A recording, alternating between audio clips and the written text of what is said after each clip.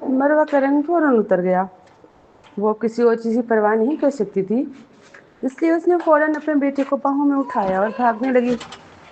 मगर चूंकि वो बेटे को गोद में ली हुई थी, इसलिए वो दरमियानी उम्र की औरत और उसके दो साथियों की निस्बत तेज नहीं दौड़ सकती थी। आह! मरवा को सिर्फ अपनी खोपड़ी में दर्द महसूस हुआ। किसी ने उसके बाल खींचे और अगले ही लम्हे वो हरकत भी न कर सकी। थप्पड़, एक जोरदार थप्पड़ मरवा के चेहरे पर लगा। वो बेयार और मददगार थी, इसलिए वो अपने बच्चे को गोद में थामे चंद कदम पीछे हटी और माँ बेटे का जोड़ा जमीन पर गिर पड़ा। अम्मी, निशान अपनी अम्मी की बाहों में था, इसलिए उसने सब कुछ देख लिया। उसे भी जान का ख्याल नहीं रहा। जब उसने अपनी अम्मी का सुर्ख और फूला हुआ चेहरा देखा तो जोर से चीखा। मरवा सिर्फ अपने कानों से गूंज सुन रही थी, इसलिए वो समझ न सकी कि उसका बेटा क्या चिल्ला रहा है। ताहम उसके बाजू अभी भी उसे मजबूती से थामे हुए थे और उसकी हिफाजत कर रहे थे। जब वो दरमियानी उम्र की औरत ने मंजर देखा तो उसने शरारती मुस्कुराहट के साथ फौरन अपनी दो मातहतों को फिर से बुलाने का इशारा किया। लेकिन सबको हैरत हुई जब इस औरत की बाहों में बंद बच्चा अचानक घूमा और उसकी तरफ गहरा नोट निगाहों से देखने लगा। तुम इसका इंजाम भुगतोगे। ये एक काफी डरावना तासुर था। वो बस 5 साल का था, मगर उस लम्हे उसका वो नन्हा चेहरा जो उसके अब्बू जैसा दिखता था, इतनी कई नजरों से दूसरों को जम सा कर गया। वो दोनों मातहत फौरन रुक गए। दोनों के अंदर एक सर्दी सी उतर गई। बहुत अजीब था। वो तो सिर्फ 5 साल का था, मगर दरमियानी उम्र की औरत ने उसमें कुछ अजीब महसूस न किया। उसके चेहरे पर सफाकी थी और वो जिद से माँ और बच्चे को नुकसान पहुंचाने के लिए आगे बढ़ी। तब सबने देखा कि मरवा की बाहों में बंद बच्चे ने अपनी कलाई पर बंद घड़ी का एक बटन दबाया। अब्बू, कोई आपकी बीवी और बेटे को नुकसान पहुंचा रहा है। क्या आप आ रहे हैं या नहीं? आहान एक मीटिंग के बीच में था जब उसे वो कॉल मौसूल हुई। उस वक्त उसकी उंगलियों में सिगरेट था। ये सुनकर वो फौरन कांपा और लगभग खुद को जला बैठता। क्या कहा तुमने? कौन तुम्हें नुकसान पहुंचा रहा है? कोई ऐसा जो मर ही जाए। फोन से आने वाली बचकाना आवाज बज़ाहिर प्यारी थी, मगर सुनने में बहुत ठंडी और बेरहम महसूस हुई। आहान का चेहरा फौरन बदल गया। वो अपनी जगह से उठा, फोन हाथ में लिए फौरन वहां से निकल गया। एक खौफनाक और कातिलाना तड़प फौरन उस पर छा गई। निशान ने कभी आहान से इस तरह बात नहीं की थी। सच पूछो तो बच्चा आमतौर पर किसी से भी ऐसे बर्ताव नहीं करता था। वो सिर्फ 5 साल का था। चाहे गुस्से में आ जाए, उसे कत्ल करने जैसी कैफियत नहीं आती। फिर भी आहान ने अपने बेटे की आवाज में वो कातिलाना नीयत महसूस की। तो वाकई कोई मेरे बेटे को नुकसान पहुंचा रहा है और मेरे बच्चे की अम्मी को भी। आहान ने सियाल कॉरपोरेशन के तमाम सिक्योरिटी गार्ड्स को जमा किया और चंद मिनटों में 10 से ज्यादा गाड़ियों का एक बेड़ा प्री स्कूल की तरफ दौड़ा। वो आला ओहदेदार जो मीटिंग में मौजूद थे, सब दंग रह गए। ये वाकई खौफनाक था। किसके अंदर इतनी गुस्ताखी है कि उस आदमी को उकसाए? अब वो पूरी ताकत से मुलजमान को पकड़ने निकल पड़ा। इसी लम्हे लीजा को भी इस वाक़ये की इत्तला मिली। वो आमतौर पर निशान को प्री स्कूल भेजती थी, इसलिए उसकी राब्ता तफसीलात सिस्टम में दर्ज थी। इसलिए जैसे ही कुछ हुआ, प्री स्कूल ने फ़ौरन उसे आगाह कर दिया। इस औरत ने प्री स्कूल में हंगामा खड़ा कर दिया। ये तो लाजवाब है। आखिर मुझे मौका मिला कि इस औरत को सबक सिखा दूँ। मैं खान के सामने अपनी ताकत भी साबित कर सकती हूँ। जब मैं ये मामला अच्छे अंदाज से हल कर दूँगी तो वो मुझसे और भी करीब हो जाएगा। ये सोचकर लीजा भी फौरन रवाना हो गई। वो आहान से पहले ही प्री स्कूल पहुंच गई। मैं माजरत खा हूँ मिसिस केंट, ये सब निशान की गलती है और मैं घर जाकर फौरन उसे सबक सिखाऊंगी, चाहे कुछ भी हो। किसी को मारना गलत है, आप फिक्र न करें, हम उसे ज़रूर समझाएंगे। साथ ही तमाम इलाज का खर्च भी हमें बर्दाश्त करेंगे। लिहाजा प्री स्कूल के दफ्तर में बड़े वक़ार के साथ खड़ी थी लीज़ा। लीज़ा प्री स्कूल में दफ्तर भी बड़े वक़ार के साथ खड़ी थी और सेक्रेटरी जनरल की बीवी से माफ़ी मांग रही थी। वो बिल्कुल मुखलिस दिखाई दे रही थी। जब उसने कहा कि घर जाकर निशान को सबक देगी, यही तो एक अच्छी माँ की पहचान है। प्री स्कूल के सादसा और सेक्रेटरी जनरल की बीवी के चेहरे फौरन पुरसकून हो गए। अगर आप पहले आ जाती तो नौबत यहाँ तक न पहुँचती। ये नानी भी कैसी रखी है आपने, बात करने की तमीज तो दूर, सीधा हमला कर बैठी। वाकई ये एक जिंदगी हरकत है। बिल्कुल सही, ऐसी औरत का यहाँ कोई काम नहीं। निशान की माँ, आपको फौरन से नौकरी से निकाल देना चाहिए। जी हाँ। सारी नजरें तंजर हकारत से मरवा पर जम गई, जो अब भी सियालबाज वाले दो आदमियों के काबू में थी।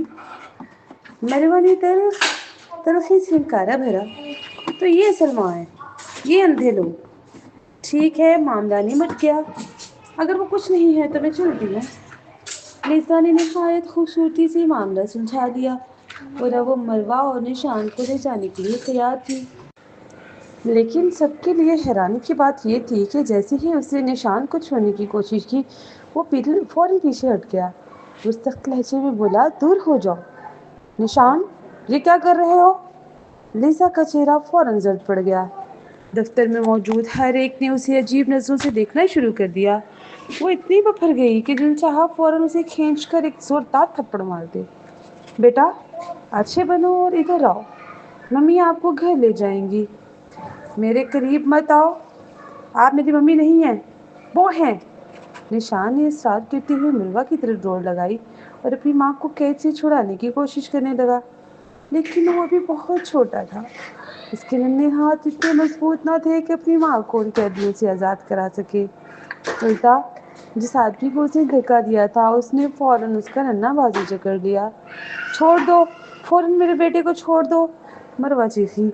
वो घबराहट में कांप रही थी, मगर वो आदमी बाज जाने वाले ना थे। वो हमला करने ही वाले थे कि अचानक कोई दफ्तर में घुसा और चिल्लाया, बुरा हुआ, बाहर बहुत से आदमी आ गए हैं, कहते हैं हम निशान सियाल को लेने आए हैं। निशान सियाल? किसी को समझ ना आया कि वो छोटा बच्चा कहाँ से इतनी ताकत लाया, लेकिन वो फौरन छिटक कर भागा और बाहर निकल गया। अब्बू, अब्बू, मैं यहाँ हूँ, अब्बू। उसकी आवाज़ गम और आंसुओं से भरी हुई थी।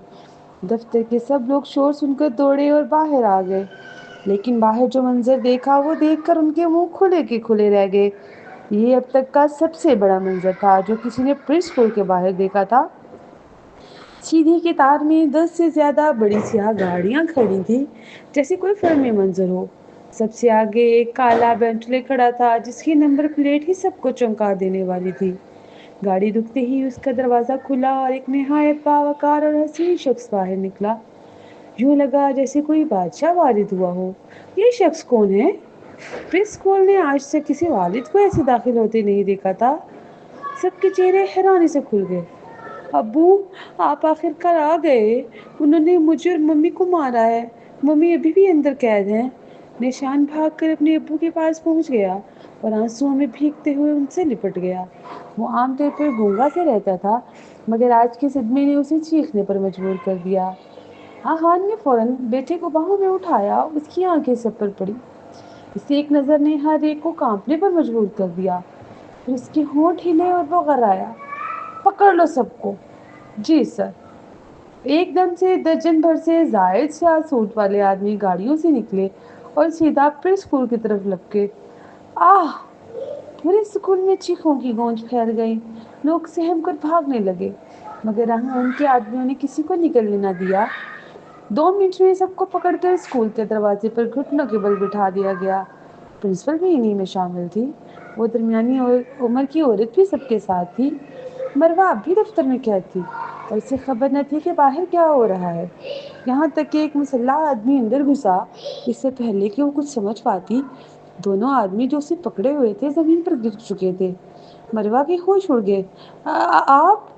मिस किलानी, हम मिस्टर सियाल के साथ हैं, आप खैरियत से हैं? हाँ, वो बिल्कुल सुन हो गई। चंद लम्हों बाद जब उसे बाहर लाया गया तो सामने का मंजर देखकर दंग रह गई। खून और तशद्दुद हर तरफ बिखरा हुआ था। तो तुम ही हो जिसने मेरे बेटे को मारा? नहीं नहीं, यहाँ धड़ाम। वो शख्स जिसकी बाहों में बच्चा था ने एक लात मारी और वो औरत जमीन पर जा गिरी। उसकी हालत ऐसी थी कि दोबारा खड़ी भी ना हो सकी। सब कांप उठे। कुछ असातिज़ा तो डर के मारे बेहोश हो गए। मरवा भी दम बखुद रह गई। क्या ये शख्स वाकई आया है? اور کیا یہ میرے اور میرے بیٹے کا دفاع کر رہا ہے؟ اس کے دل میں طوفان برپا ہو گیا۔ وہ ماننا نہیں چاہتی تھی، مگر اندر ہی اندر خوشی کی لہر دوڑ گئی۔ لزا کا حال برا ہو گیا۔ تم رک جاؤ، میں سیکٹری جنرل کی بیوی ہوں، تم نے مجھے مارا ہے، میں تمہیں نہیں چھوڑوں گی۔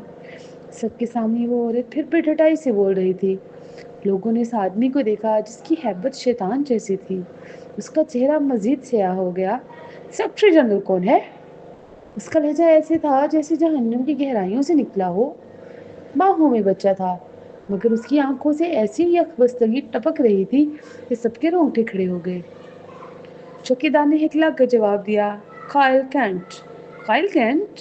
ابو وہی ہے جس نے ممی کو تھپڑ مارا تھا، ذیشان نے غصے سے کہا اور اپنی چھوٹی سی انگلی صورت کی طرف اٹھا دی۔ یکایک فضا مزید سرد اور خوفناک ہو گئی۔ اسے تھپڑ مارو۔ جی سر۔ اور کائل کینٹ کو ختم کر دو، مجھے اس نام کا وجود دوبارہ سنائی نہ دے۔ یہ ایک ہی جملہ کافی تھا کسی اتنے طاقتور شخص کو زمین بوس کرنے کے لیے۔ عورت وہیں ڈھیر ہو گئی۔ کون اتنا طاقتور ہو سکتا ہے کہ صرف الفاظ سے سیکٹری جنرل کو ختم کر دے؟ اب بہت دیر ہو چکی تھی۔ اس کے آدمی آگے بڑھے، اس کے بالوں سے پکڑ کر اسے کھڑا کیا اور ایک سب کے سامنے تھپڑوں کی بارش کر دی۔ شور اور دہشت ہر طرف پھیل گئی۔ کسی میں ہمت نہ تھی کہ بول سکے۔ سب جان بچانے کو چھپنا چاہتے تھے۔ لزا بھی کانپ رہی تھی، لیکن آہان کی آنکھیں اس پر جا پڑی۔ تم یہاں کیوں آئی ہو؟ اور تم نے پہلے کیا کیا تھا؟ نشان نے فوراً کہا۔ یہ مجبور کر رہی تھی کہ میں معافی مانگوں اور اس عورت کو پیسے دوں۔ لزا کا رنگ فک ہو گیا، جبکہ مروہ کے لبوں پر مسکراہٹ آ گئی۔ بہت خوب میرے بیٹے۔ نہیں، ایسا نہیں تھا۔ سنو میری بات آہان، میں تو بس… یہ ہے تمہارا طریقہ؟ میرے بیٹے پر حملہ ہوا اور وہی معافی مانگے اور پیسے دے؟ آہان کی آواز ایسی تھی جیسے برف کے ٹکڑے دل میں دھس جائیں۔ لزا کے قدم ڈگمگانے لگے۔ آہان، میں تو بس ماحول بہتر بنانا چاہتی تھی تاکہ وہ دوسروں سے گھل مل سکے۔ وہ تھوڑا مختلف ہے نا؟ کیا مختلف ہے؟ میرا بیٹا اتنا ہی صحت مند ہے جتنا باقی سب۔ اب سمجھ آیا کہ وہ اسکول سے کیوں نفرت کرتا ہے؟ کیونکہ تم نے اس کے دماغ میں زہر بھرا اور دوسروں کو خوش کیا۔ تم نے میرے بیٹے کو ایک کوڑے دان کا بچہ بنا کر رکھ دیا۔ یہ سن کر مروہ ضبط نہ کر سکی اور لزا کو جھڑک دیا۔ لزا کا چہرہ بگڑ گیا۔ مروہ اس پر ہاتھ اٹھانے ہی والی تھی کہ آہان کی آواز کڑک اٹھی۔ اسے قید کر دو، جب تک میں اجازت نہ دوں کوئی اسے آزاد نہ کرے۔ آہان کے ہر لفظ سے زہر ٹپک رہا تھا۔ لزا کانپ گئی۔ دھڑام! اس کے گھٹنے سے جان نکل گئی اور وہ زمین پر گر پڑی۔ نہیں آہان، مجھے قید نہ کرو، میں سبق سیکھ گئی ہوں۔ آہان! وہ روتی گڑ گڑاتی رہی، لیکن وہ ظالم شخص اسے دیکھنا بھی گوارا نہ کر رہا تھا۔ وہ صرف اپنے بیٹے کو باہوں میں لے مڑ گیا۔ مروہ نے سب دیکھا اور بے اختیار سوچا، یہ شخص واقعی پتھر دل ہے۔ کیا یہ وہی عورت نہیں تھی جسے وہ سب سے زیادہ چاہتا تھا؟ پھر بھی اسے قید کرنے پر تیار ہے۔ مروہ نہیں جانتی تھی کہ اس وقت اسے ایسے کیسا محسوس ہونا چاہیے۔ چند گھنٹے بعد فرنٹیئر بے میں مروہ دوسری منزل کے واش روم میں گئی تاکہ اپنے سوجے ہوئے چہرے پر ٹھنڈا تولیہ رکھ سکے۔ اوف، کیا درد ہو رہا ہے۔ نشان تب سے واش روم کے دروازے پر کھڑا تھا۔ جیسے ہی اس نے اپنی ممی کو سسکتے سنا، فوراً چھوٹا سا سر اوپر اٹھایا اور فکر مند نظروں سے اپنی ممی کو دیکھنے لگا۔ ممی، میری وجہ سے آپ کو چوٹ لگی ہے، اگر فہان کو پتہ چلا تو کیا وہ ناراض ہو جائے گا؟ اس کے ننھے ہاتھ میں وہ ٹوٹا ہوا کھلونا تھا جو وہ واپس چھین کر لایا تھا۔ اس کے دل پر پچھتاوے اور غم کا بوجھ بھاری ہو رہا تھا۔ کچھ نہیں ہوا نشان، دیکھو بالکل بھی درد نہیں ہو رہا۔ یہ تو میں برف والے پانی سے ڈر گئی تھی، بس ٹھنڈک سے آواز نکل گئی۔ مروہ نے فوراً اندازہ لگا لیا کہ بیٹی کا منہ ٹھیک نہیں ہے، اس لیے جلدی سے چھپ کر اسے پیار سے بہلانے لگی۔ نشان نے اوپر دیکھا تو اپنی ممی کا لال اور سوجا ہوا چہرہ نظر آیا۔ وہ کچھ کہہ نہ سکا۔ کچھ لمحے ہچکچانے کے بعد آگے بڑھا۔ عام طور پر وہ کبھی بچوں جیسی حرکت نہیں کرتا تھا، مگر اس بار اس نے اپنے ننھے ہونٹ کھول کر کے ممی کے گال پر پھونک ماری۔ مروہ چند لمحوں کے لیے حیران رہ گئی۔ میرا بیٹا یہ کیا کہہ رہا ہے؟ یہ بھی میری تکلیف اڑانے کے لیے پھونک مار رہا ہے، بالکل اپنی چھوٹی بہن کی طرح۔ ماں بہن تو اس معاملے میں ماہر تھی۔ جیسے ہی اسے لگتا کہ ممی کو چوٹ لگی ہے تو وہ دوڑ کر آتی اور زخم پر پھونک مار کر کہتی کہ بس اب سب ٹھیک ہو جائے گا۔ مروا بیٹے کے اس انداز سے گہرائی میں چھو گئی۔ اس نے فوراً اسے اپنی باہوں میں بھر لیا۔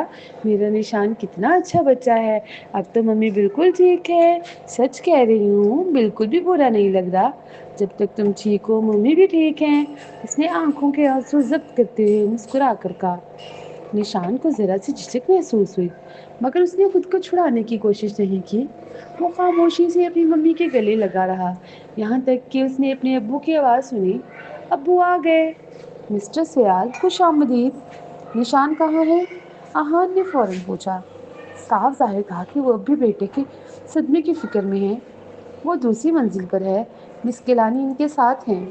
اور مسٹر سیال، مجھے نہیں معلوم کیا ہوا، لیکن مس کیلانی کا چہرہ سوجا ہوا ہے، لگتا ہے جیسے کسی نے انہیں مارا ہے، ونیزیا نے فکر مند لہجے میں بتایا۔ تو مروا نے ونیزا کو اصل بات نہیں بتائی؟ آہان نے سرد لہجے سے کہا۔ اس کا حق تھا۔ ونیزا ہکا بکا رہ گئی۔ وہ کچھ کہنا چاہتی تھی، مگر اس کے نوجوان باس تب تک سیڑھیاں چڑھ چکے تھے۔ جیسا اندازہ تھا آہان نے ماں بیٹے کی آوازیں سنی، اس سے پہلے کہ وہ انہیں دیکھتا۔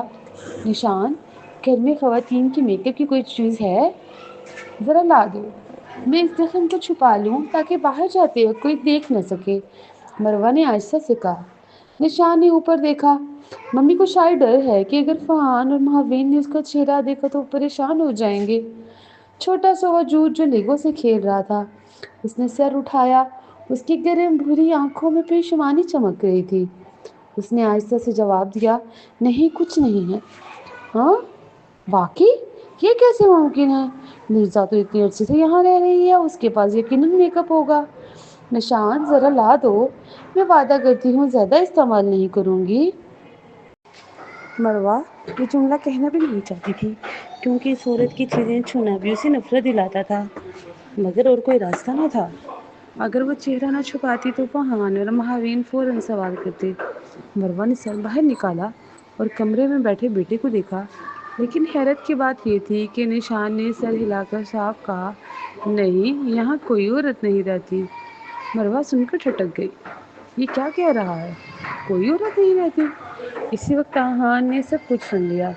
وہ اندر آ گیا اور پوچھا، یہاں کیا چل رہا ہے؟ ہائے اللہ!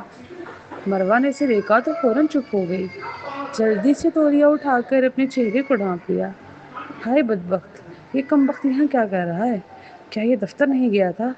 اسے دیکھ کر مروا کو عجیب سا اضطراب ہوا، خاص کر اس لیے کہ آج وہ ایک شرمندہ کرنے والی حالت میں تھی، اور آخرکار اسی نے آ کر اسے بچایا تھا۔ کتنی عجیب صورتحال ہے۔ نشان نے ابو کو دیکھا تو فوراً کھڑا ہو گیا اور بولا، ابو آپ آ گئے۔ آہان نے سر ہلایا۔ اس کی نظریں ایک لمحے کو واش روم میں بیٹھی دبلی سی عورت پر پڑی، پھر وہ بیٹے کے پاس آیا۔ کیسے ہو تم؟ ٹھیک ہو؟ جی، نشان نے پرسکون انداز میں سر ہلایا۔ آہان نے بیٹے کے ننھے سر پر ہاتھ پھیرا اور پھر واش روم کی طرف بڑھا۔ مروا کے پاس الفاظ نہ تھے، وہ بس چپ کر بیٹھ گئی۔ اگر واقعی اس کے سامنے کوئی سوراخ ہوتا تو مروا فوراً اس میں کود کر چھپ جاتی۔ تم وہاں کتنی دیر چھپنے کا ارادہ رکھتی ہو؟ کیا تم آج دوپہر ان کے ساتھ لڑتے ہوئے اتنی بہادر نہیں تھی؟ مروا بول نہ سکی۔ یہ کیا بکواس ہے؟ اس بے رحم مرد کی گستاخی نے مروا کو کوئی چارہ نہ چھوڑا۔ وہ واش روم سے باہر آ گئی۔ میں اور کیا کر سکتی تھی؟ وہ ایک بے بس عورت اور بچے کو جانے تک نہیں دے رہی تھی۔ کیا مجھے یہ دیکھنا تھا کہ وہ میرا مطلب ہے آپ کے بیٹے کو مارے؟ مروا نے اپنے چہرے کو سہلاتے ہوئے شکوہ کیا۔ وہ بہت مظلوم محسوس کر رہی تھی۔ آہان اس کے اوپر کھڑے ہو کر نیچے گھورا۔ وہ کچھ کہنا چاہتا تھا، مگر جب اس نے اس کے گال پر صاف تھپڑ کے نشانات دیکھے تو اس کا دل پگھل سا گیا اور الفاظ پیچھے رہ گئے، یہاں تک کہ ہونٹوں کا کونا بھی قدرے سوج گیا۔ آہان نے اپنی آنکھیں قدرے تنگ کر لی اور اس کی نظر نرم ہوئی۔ کتنی حماقت ہے یہ! لڑائی میں اس کا ہونٹ پھٹنے تک مارا گیا۔ تم نے خود وہی کیا جو تم سے متوقع تھا۔ جب اس نے بچے کی ناک توڑ دی تب بھی تم نے ان کے ساتھ لڑائی کی۔ تم کیا سوچ رہی تھی؟ کیا تم ان کی گردن توڑنے کی کوشش کر رہی تھی یا پھر کیا؟ مروا کی بڑی گول آنکھیں فوراً غصے سے پھٹ پڑی۔ یار کیا تم سمجھتی ہو میں لڑنا چاہتی ہوں؟ حالت سنگین تھی اور چیزیں بے قابو ہو گئیں۔ اس نے کہا تھا کہ وہ اپنے بیٹے کے بدلے تمہارے بیٹے کو تکلیف دے گی۔ میں یہ کیسے برداشت کر سکتی تھی؟ میں عورت ہوں، میں تمہارے باڈی گارڈ جیسی مارشل آرٹس کی ماہر نہیں ہوں، مروہ نے تیز لہجے میں کہا۔ بات کرتے ہوئے اس نے دوبارہ اپنے ہونٹ زخمی کر لیے اور درد سے چڑھ کر اپنا ہاتھ ہونٹوں پر رکھ لیا۔ آہان کے پاس اب کہنے کو کچھ نہ رہا۔ اس کی آنکھیں تھوڑی سی پڑپڑائیں مگر آخرکار وہ چپ ہو گیا۔ چند منٹ بعد وہ دونوں نرسری سے نکل آئے۔ مروہ، جس کا چہرہ ابھی بھی سوجا ہوا تھا، فوراً سامان باندھ کر گھر جانے کا ارادہ کر رہی تھی، مگر جیسے ہی اس نے دروازہ بند کیا، سامنے کھڑا مرد بولا، میرے پیچھے آؤ۔ ہاں، پیچھے چلوں؟ مروہ نے سوچا شاید اس نے غلط سنا ہے، اس لیے ارد گرد دیکھا، لیکن اور کوئی نظر نہیں آیا۔ کچھ ہچکچاہٹ کے بعد وہ آخرکار اس کے پیچھے چل پڑی۔ شروعات میں وہ سمجھ رہی تھی کہ حالات سخت ہوں گے، آخر اس نے پری اسکول میں بڑا شور مچایا تھا، مگر وہ حیران رہ گئی جب اس نے دیکھا کہ مرد اسے اسی بیڈ روم کی طرف لے جا رہا ہے جہاں وہ پچھلی رات گئی تھی۔ اس نے الماری سے طبی کٹ نکالی۔ مروہ کے پاس کہنے کو کچھ نہ تھا۔ دیکھو، اگر کوئی کارآمد چیز ملے تو لے آؤ، آہان نے ایک مدھم دور کا لہجہ نکال کر کہا۔ ایسا لگا جیسے وہ کسی زخمی آوارہ کتے کے لیے بچہ کھچا کھانے کا ٹکڑا پھینک رہا ہو۔ یہ کچھ حد تک سمجھ میں آیا۔ میں نے اس کے بیٹے کی دیکھ بھال کرتے ہوئے زخمی ہوئی تو اس کا فرض بنتا ہے کہ وہ اپنے ملازم کا علاج کرائے، اور بہرحال یہ تو صرف دوائیں تھیں۔ مروہ نے اپنی دھڑکن کو قبول کیا جو اچانک تیز ہو گئی تھی۔ سر جھکا کر وہ پرسکون انداز میں دوائیں تلاش کرنے لگی۔ باکس میں واقعی کئی اقسام کی دوائیں تھیں، مگر زیادہ تر بچوں کے لیے تھی۔ واضح تھا کہ یہ آیان کے لیے رکھی گئی تھی۔ مروہ کی نظر نیچے گری جب وہ تلاش کر رہی تھی، اور آخرکار اسے ایک مرہم ملا جو سوجن کم کرنے کے کام آتا تھا۔ مرہم نکال کر وہ ارد گرد جھانک کر واش روم کی طرف چپکے سے گئی۔ کلیک! پودینے کی تازہ خوشبو پھیلی، وہی خوشبو جو مروہ نے پچھلی رات بیڈ روم کی الماری میں محسوس کی تھی۔ اس نے نوٹ کیا کہ واش روم میں کسی خاتون کی مصنوعات موجود نہیں تھی۔ فرش کے سفید ٹائل، ہلکا سرمئی دیوار پورے کمرے کو کسی سرد ہوٹل کی کمرے جیسا محسوس کرا رہے تھے۔ سنگھار کے پاس صرف ایک مگ اور ایک ٹوتھ برش رکھی تھی۔ کیا وہ عورت واقعی یہاں نہیں رہتی؟ یہ کیسے ممکن ہے؟ کیا وہ شادی شدہ نہیں ہے؟ پھر وہ ساتھ کیوں نہیں رہتے؟ مروہ نے بھی اپنا دل پرسکون کیا تھا، مگر وہ دوبارہ بے قابو ہو کر زور سے دھڑکنے لگا۔ اسے مرہم پر توجہ دی اور اسے اپنے چہرے پر لگانا شروع کیا، اور حیرت سے دیکھا کہ اثر کافی اچھا تھا، مگر اس کے ہونٹ ہس۔ مروہ نے پھر سے آہ بھری اور گہری سانس لی۔ درد اتنا تیز تھا کہ وہ تقریباً روئی پھینک دیتی۔ کیا کر رہی ہو؟ اسی لمحے آہان وہ چیزیں لے کر واپس آیا جو اسے اسٹڈی روم میں مل گئی تھی، اور اسے دیکھ کر آیا کہ مروہ واش روم میں جھک کر بیٹھی ہے، ہاتھ ہونٹوں پر رکھا تھا۔ مروہ چاہتی تھی کہ اپنا چہرہ اور بھی چھپا لے تاکہ وہ اسے نہ دیکھ سکے۔ یہ کوئی مذاق ہونا چاہیے۔ میں اسے اتنی خار حال میں کیسے دکھا سکتی ہوں؟ اس کے پاس تو پہلے ہی میرے بارے میں طنز کرنے کے لیے بہت کچھ ہے۔ لیکن جب اس نے اسے نظر انداز کیا تو آہان نے سوچا کہ کچھ غلط ہے، اور فوراً آگے بڑھ کر اسے فرش سے اٹھا لیا۔ آہان فتین سیال، آپ کیا کر رہے ہیں؟ مروہ غصے میں بولی۔ وہ پاگل ہونے کے قریب تھی۔ اس نے اپنے ہونٹ ہاتھ سے چھپا لیے اور آنکھوں میں نم کے ساتھ اسے گھورنے لگی۔ اس لمحے اس کے دل نے اسے مار ڈالنے کی خواہش سے دلائی۔ آہان کی آنکھ کے کونے میں دوبارہ ہلکا سا جھٹکا آ گیا جب اس نے یہ منظر دیکھا، شاید اس لیے کہ وہ کبھی سوچ بھی نہ سکتا تھا کہ وہ عورت جو ہمیشہ اس کے سامنے مضبوط رہی اسی حالت میں آنسو بہا رہی ہوگی۔ زخمی ہونٹوں کے سبب اس کے آنسو واقعی نم نہ تھے۔ کیا بہت درد ہو رہا ہے؟ نہیں، مروہ نے ضدی انداز میں جھوٹ بولا۔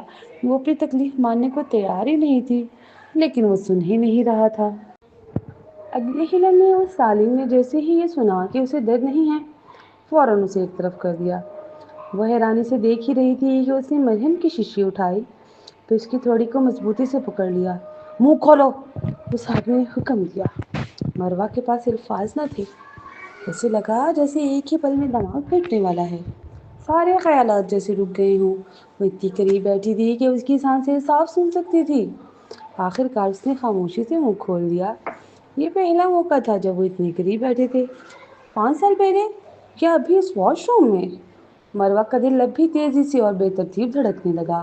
ابتدا میں آہان نے کچھ خاص نہیں سوچا، بس اس عورت کے لبوں پر مرہم لگانا چاہتا تھا۔ یہ کتنی بیوقوف ہے، ایسی ناسمجھ عورت کبھی نہیں دیکھی۔ لیکن جیسے ہی اس نے اپنی انگلی پر تھوڑا سا مرہم لگا کر آہستہ سے اس کے نرم لبوں پر چھوا، ایک عجیب سی مانوس سی لہر اس کی انگلی سے دل تک دوڑ گئی۔ وہ چونک گیا اور 5 سال پہلے کی شادی کی رات کا منظر فوراً دماغ میں لوٹ آیا۔ وہ ہمیشہ تنہا رہا تھا اور عورتوں میں کبھی دلچسپی نہیں لی، اسی لیے ان 5 سالوں میں کسی اور عورت کو ہاتھ بھی نہیں لگایا تھا۔ وہی ایک رات اس کی زندگی کا واحد لمحہ تھی۔ اسے یاد آیا کہ اس رات وہ نشے میں تھا۔ بہت سی باتیں دھندلا گئیں، مگر وہ یاد ہے کہ اس نے ایک عورت کو باہوں میں بھرے رکھا تھا۔ اس کی نرمی، اس کے ہونٹوں کی مٹھاس، جیسے رس بھری آڑو کا ذائقہ۔ 5 سال گزرنے کے باوجود وہ سب کچھ یاد تھا۔ اس کی آنکھوں میں ایک وحشی سی چمک ابھر آئی۔ وہ ان نرم سادہ لبوں کو گھونے لگا۔ ایک لمحے کے لیے تو اسے شدت سے چاہ ہوا کہ انہیں چوم لے۔ کیا اب بھی وہ 5 سال پہلے کی طرح میٹھے ہیں؟ آہان، کیا ہو گیا؟ مروہ مزید برداشت نہ کر سکی۔ وہ پہلے کبھی اتنی قریب نہ بیٹھی تھی۔ اس کی گرم سانسیں گالوں کو چھو رہی تھی۔ ایک ہاتھ سے وہ اس کی تھوڑی کو دبوچے ہوئے تھا۔ اسے لگا جیسے اس کا دل پھٹ جائے گا۔ وہ اس کی آنکھوں میں دیکھنے کی ہمت نہ کر سکی۔ یہی آنکھیں، یہی تو میرا زوال تھی 5 سال پہلے۔ خوش قسمتی سے جب اس نے پکارا تو وہ ہوش میں آ گیا۔ اس کی آنکھوں میں ایک لمحے کو تذبذب سا آیا، پھر فوراً مرہم لگایا اور اسے چھوڑ کر الگ ہو گیا۔ اتنے بیوقوف عورت ڈاکٹر کیسے بنی؟ وہ اسے چھوڑتے ہی پھر طنز کرنے لگا اور واش روم سے نکل گیا۔ مروہ کا دل اب بھی تیزی سے دھڑک رہا تھا۔ اسے خود پر قابو پانے میں وقت لگا۔ آئینے میں جھانکا تو کان اب بھی شرمندگی اور شرم سے سرخ تھے۔ اس نے فوراً نل کھولا اور ٹھنڈے پانی کے چھینٹے مارے۔ اس کا تعلق ڈاکٹر ہونے سے کیا ہے؟ میں نرس تو نہیں ہوں، یہ ان کا کام ہے۔ بہانے، آہان نے سختی سے کہا اور باہر نکل گیا۔ مروہ کو اندازہ نہ تھا کہ وہ کہاں گیا یا اب کیا کرے گا۔ اس نے اپنا سامان سمیٹا اور نیچے اتر آئی۔ مس گیلانی، کیا آپ ابھی مسٹر سیال کے کمرے سے آ رہی ہیں؟ مروہ چونک گئی۔ باہر نکلتے ہی ونیتا سے ٹکرا گئی، جو ہاتھ میں سوٹ لیے کھڑی تھی۔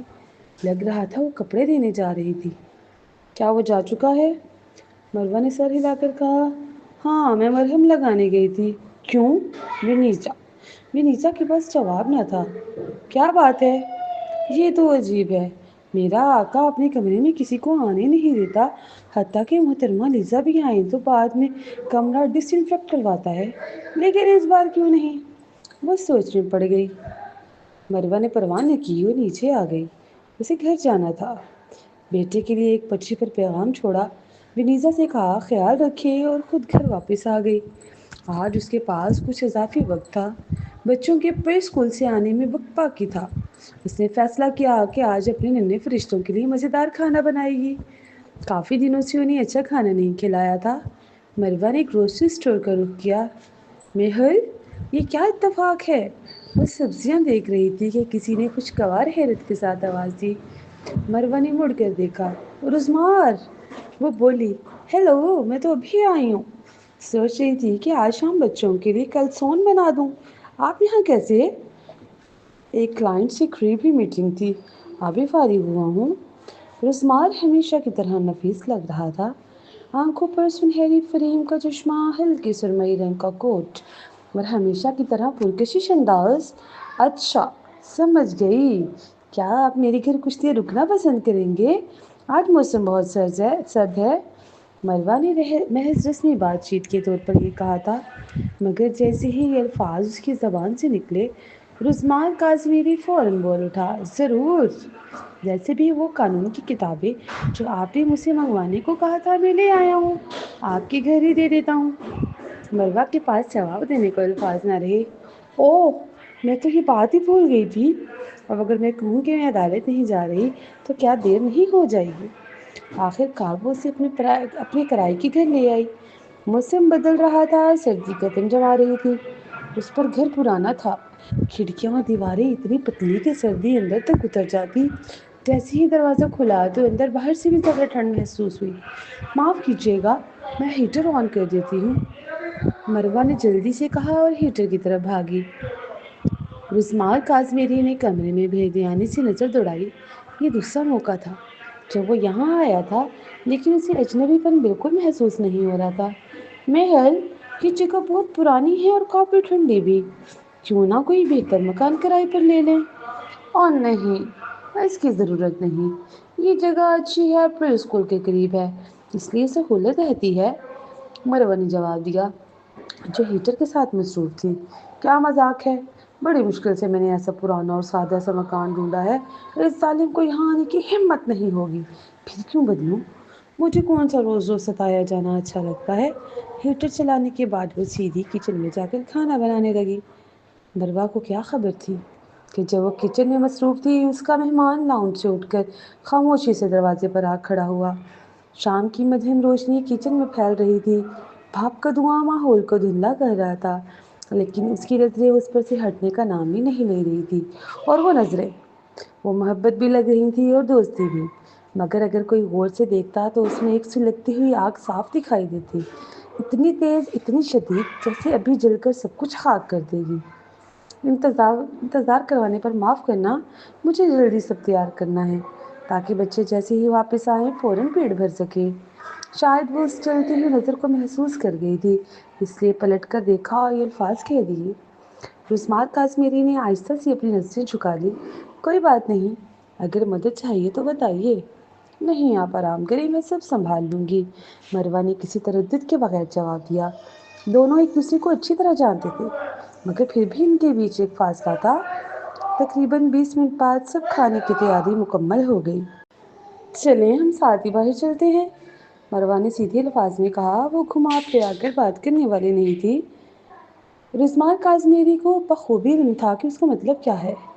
اس لمحے اس کی ہونٹوں پر صرف ایک ہلکی سی تلخ مسکراہٹ ابھری، پھر وہ اس کے ساتھ سیڑھیاں اتر گیا۔ کل ملا کر اس نے اس کے گھر میں آدھے گھنٹے سے بھی کم وقت گزارا۔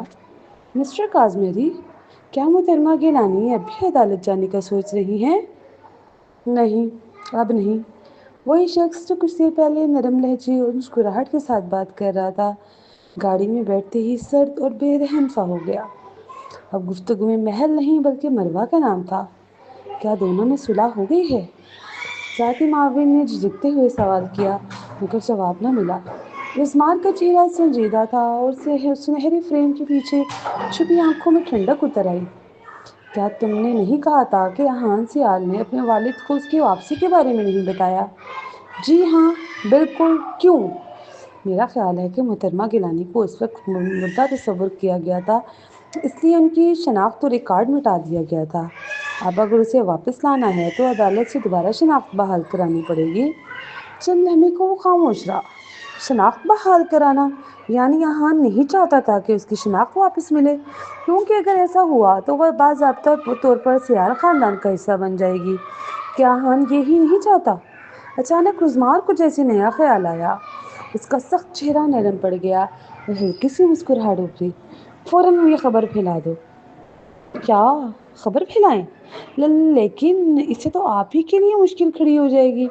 ایک بار خبر نکل گئی تو اکرام سیال کو علم ہو جائے گا کہ وہ زندہ ہے، اور وہ فوراً اس کی شناخت بحال کرنے پر زور ڈالے گا۔ اس طرح وہ دوبارہ احان کی قانونی بیوی بن جائے گی۔ نہیں، تم غلط ہو، وہ کبھی بھی ان میں سے نہیں بنے گی۔ یہ کہہ کر اس کے چہرے پر پھر وہی سنجیدہ مگر نرم سا تاثر آ گیا۔ شاید اس میں خوشی کی ایک جھلک بھی شامل تھی۔